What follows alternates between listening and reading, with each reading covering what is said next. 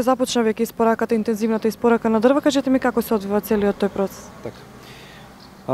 Најнапред благодарност до вашата телевизија за тоа што ќе овозможи да им се доближиме на граѓаните, да им укажеме што е она кое што во моментов се случува. Значи интензивно од самиот почеток на годината ние не сме застанале, ние работиме 12 месеци секоја година. Се работи, меѓутоа во овој период веќе отпочнавме со поинтензивна испорака на огревното дрво и оваа прилика сакам да ја искористам да им укажам на сите граѓани кои што склучиле договори за огревно дрво со шумското стопанство Беласица Струмица, дека истите ќе ги добијат дрвата во определениот рок, тоест пред отпочнувањето на грејната сезона. Минатата година беше една добра година за нас во однос на сето она кое што го сработивме и сето тоа се покажа на лице место, на терен, значи луѓето беа презадоволни, сите оние кои што имаа намера да го користат дрвото како енерген за затоплување, го добија и ја поминаа зимата онака како што треба.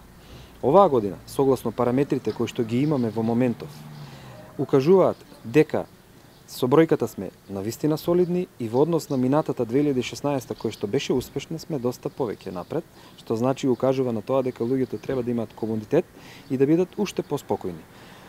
Сите ќе ги добијат дрвата, со тоа што буката ја отпочнавме со малку поголем интензитет, дабот ќе оди малку поспоро од причина што имавме проблем со тендерите во еден од одделите каде што имаме огромно дрво ДАП. Меѓутоа во моментот има јавен повик, се работи на тоа да се санира и тој дел и да отпочнеме со поголем интензитет и во однос на испораката на огромното дрво ДАП.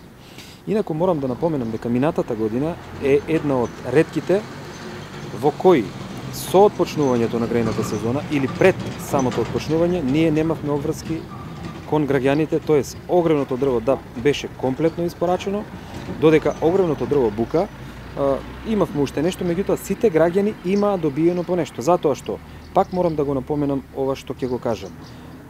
Имавме јавен повик и минатата година и оваа. Меѓутоа, добар дел од граѓаните бараа дрва во очи на грејната сезона. Ние минатата година најдовме сили и за истите тие се обезбедија потребните количини дрва. Се надевам дека и оваа година, по завршувањето на испораката на оние кои што во предвидениот рок дојдоа, аплицираа, направија барање или ги уплатија дрвата, ќе ги добијат, значи се надам дека после тоа, согласно параметрите и бројките кои што ги имаме, мислам дека ќе имаме простор да ги услужиме и тие граѓани. Што е со оние што го пропуштиле овој рок? Морам да им кажам дека ќе има доволни количини и за тие кои што не склучија договор од предвидениот рок. Можеби испораката кај нив ќе биде малку понатаму, меѓутоа ќе обезбедиме дрва. Во моментов сите оние обврски кои што сме ги земале, сме склучиле договори, ги имаме веќе на залих, што значи отпочнавме со нивна реализација и мислам дека доста порано од грејната сезона да започне, ќе бидат испорачени до крајните купувачи. Како новитет што го имате како шумско предпријатие, тоа што имате електронско следење на дрвната маса. Дали тоа веќе започна да се реализира и доколку е започнато, како сте задоволни од тој начин или на функционирање? Така. Тоа е новина која што од пред известно време значи е инволвирана во нашиот работен процес. Отпочна следењето на електронското следење на дрвната маса. Во моментов се работи паралелно, значи и се издаваат и електронски и пишани испратници, се до моментот до кога не се направи нов правилник за да се комплет исфрлат пишаните испратници и да преминеме само на електронско следење на дрвната маса. Тоа е еден новитет кој што навистина вродува со плод, од причина што имаме постојана комуникација со дрвната маса, тоест ја следиме, знаеме кои се тековните проблеми и можеме да бидеме комотни во однос на доколку се случат некои тековни проблеми, а и најголемата придобивка секако е да се оневозможат одредени неправилности и одредени работи кои што во моментов не се случуваат, можеби во минатото ги има. Дали предпријатието можеби се соочува во овој период со проблеми од типот на дивата сеча? Дивата сеча како појава постоела и ќе постои. Меѓутоа морам да кажам дека во моментов е на едно завидно ниско ниво. Има поедини случаи натаму кои што се уште се дрзнуваат да украдат по некое дрво, меѓутоа пред се нашето сериозно однесување кон она кое што го имаме како обврска, пред се тоа што граѓаните и нивната свест е навистина на едно огромно високо ниво, ја доведовме дивата сеча во една ситуација во која што мислам дека е во замирање, да не кажам.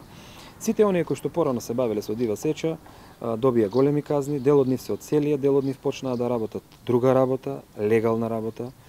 И самите граѓани можат да бидат сведоци на тоа што во моментов се случува и секако истите тие се сведоци на тоа што порано се случувало. Самите тие знаат на кој начин и како набавувале дрва. А како е сега? Значи нема потреба да даваме никакви бројки, никакви коментари, никакви споредби. Самите граѓани знаат како е подобро и секако самите тие ќе бидат многу лагодни во однос на минатото. Многу лесно е да се набават дрва затоа што ние во моментов со одредени измени имаме можност да покрај нашите складови урбани дрва продаваат и тендерашите кои што работат кај нас, секако имаат отворено складишта за продажба на дрва. Исто така помагаат во однос на тоа приватните шуми кои што можеби кај нас ги нема многу, меѓутоа во соседната подружница Берово и кај некои други ги има.